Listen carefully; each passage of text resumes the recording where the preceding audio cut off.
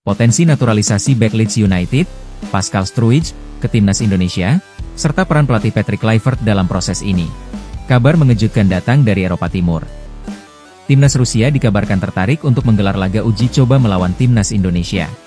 Timnas U17 Indonesia resmi memastikan tempat di ajang Piala Dunia U17 2025 yang akan digelar di Qatar pada bulan November mendatang.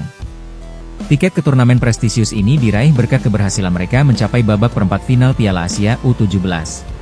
Ikuti terus perkembangan berita bola terbaru, baik dari dalam dan luar negeri, hanya di channel Gol Berita Dalam Bola.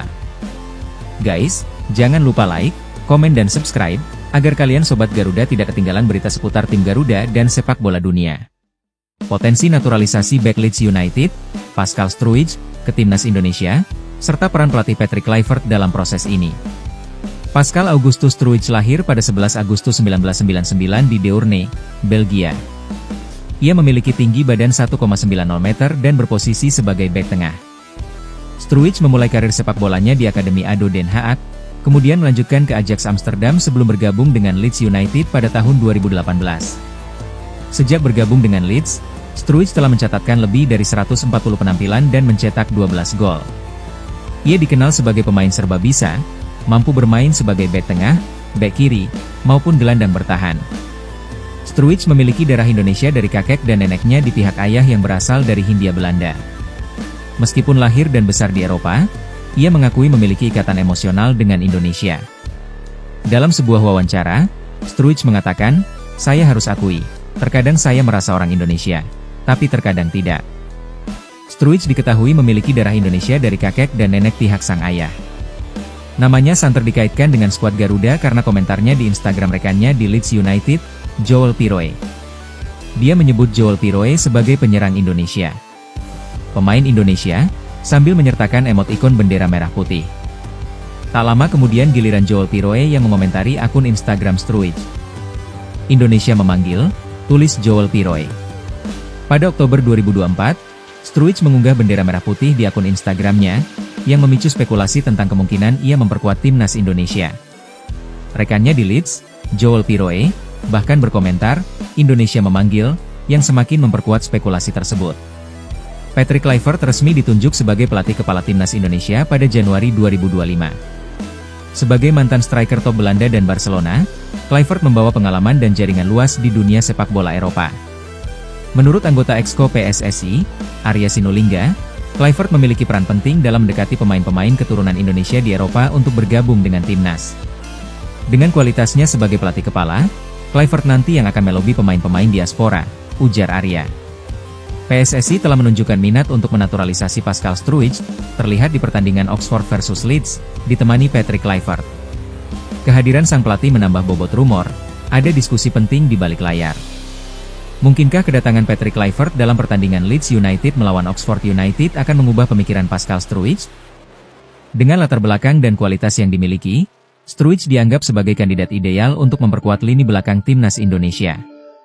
Kehadirannya diharapkan dapat meningkatkan stabilitas pertahanan dan membawa pengalaman bermain di level tinggi. Namun, hingga saat ini, belum ada konfirmasi resmi dari PSSI maupun Pascal Struijk mengenai proses naturalisasi tersebut. Proses ini tentu memerlukan waktu dan persetujuan dari berbagai pihak terkait.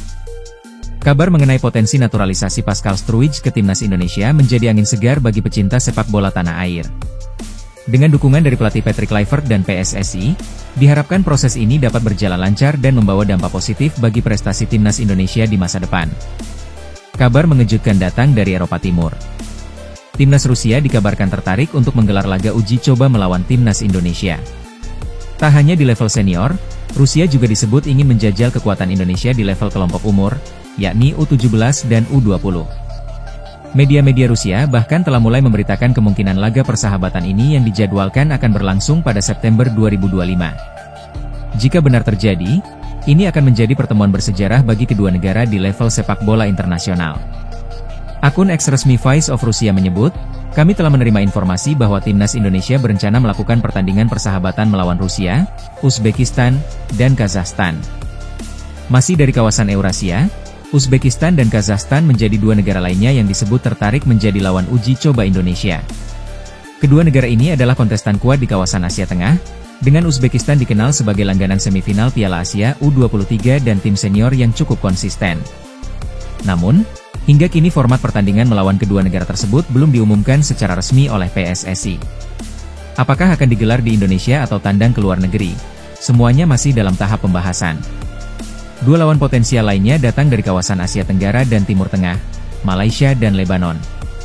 Akun Instagram ASEAN Football melaporkan bahwa Indonesia berencana menjadi tuan rumah Tri Nations Tournament pada FIFA Matchday bulan September 2025. Turnamen mini ini dijadwalkan berlangsung antara tanggal 1 hingga 9 September, dan akan diikuti oleh Indonesia, Malaysia, dan Lebanon. Jika benar terlaksana, ini bisa menjadi uji coba strategis karena Indonesia berpeluang menjajal kekuatan tim yang memiliki gaya permainan berbeda. Namun, hingga kini belum ada konfirmasi resmi dari pihak PSSI terkait kepastian turnamen ini. Jadwal padat dan kesiapan venue akan menjadi faktor penting yang menentukan apakah turnamen ini benar-benar digelar. Pelatih kepala timnas Indonesia, Patrick Kluivert, tentu menghadapi tantangan besar dalam menyusun agenda uji coba. Di satu sisi, ia ingin memilih lawan yang kompetitif untuk menguji kualitas skuad Garuda. Di sisi lain, ia harus menyesuaikan agenda ini dengan jadwal penting di kualifikasi Piala Dunia 2026. Seperti yang diketahui, Indonesia dijadwalkan bertanding melawan Cina dan Jepang pada 5 dan 10 Juni 2025 di grup C putaran ketiga kualifikasi zona Asia. Dua pertandingan itu akan sangat krusial dan bisa menentukan nasib Indonesia. Apakah lolos langsung ke putaran keempat atau harus melalui jalur playoff? Uji coba bulan September pun menjadi penting untuk menjaga konsistensi permainan dan memberikan waktu evaluasi sebelum memasuki fase lanjutan. Dengan potensi lawan seperti Rusia, Uzbekistan, Kazakhstan, Malaysia, dan Lebanon, timnas Indonesia berada dalam posisi strategis untuk mengembangkan kualitas tim sekaligus menaikkan peringkat FIFA mereka. Turnamen seperti Tri Nations akan menjadi panggung yang tepat untuk eksperimen taktik dan penyesuaian pemain baru, terutama jika Pascal Struijk atau pemain naturalisasi lainnya resmi bergabung.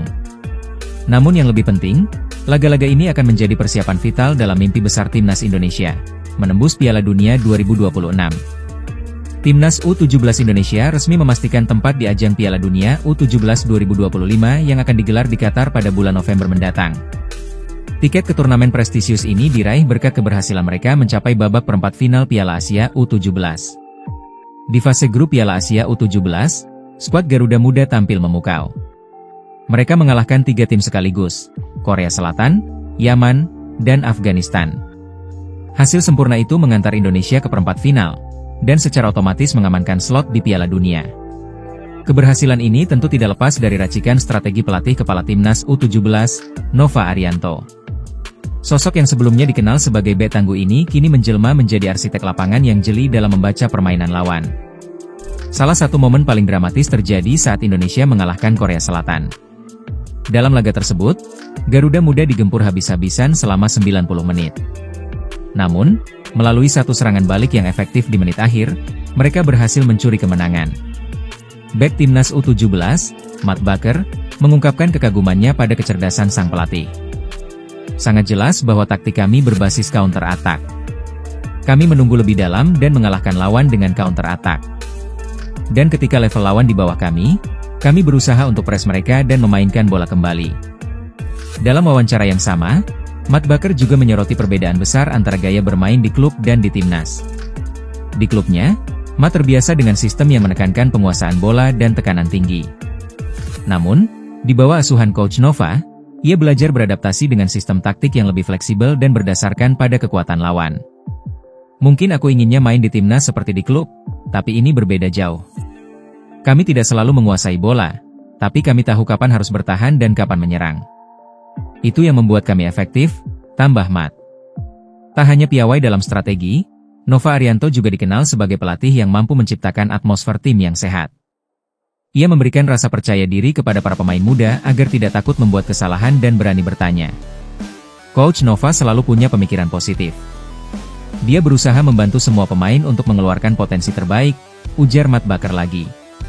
Kepemimpinan yang positif dan terbuka seperti ini sangat penting, terlebih di level usia muda, di mana pengembangan mental dan karakter pemain menjadi bagian tak terpisahkan dari pembinaan teknis. Kini, setelah memastikan diri lolos ke Piala Dunia U17 2025, timnas U17 akan segera melakukan pemusatan latihan. PSSI telah merencanakan rangkaian persiapan intensif untuk memastikan skuad Garuda Muda siap tempur di Qatar. Dengan waktu kurang dari 6 bulan menuju turnamen, fokus Nova Arianto dan tim pelatih adalah mengasah kekompakan tim, mempertajam taktik, serta mencari lawan uji coba yang kompetitif.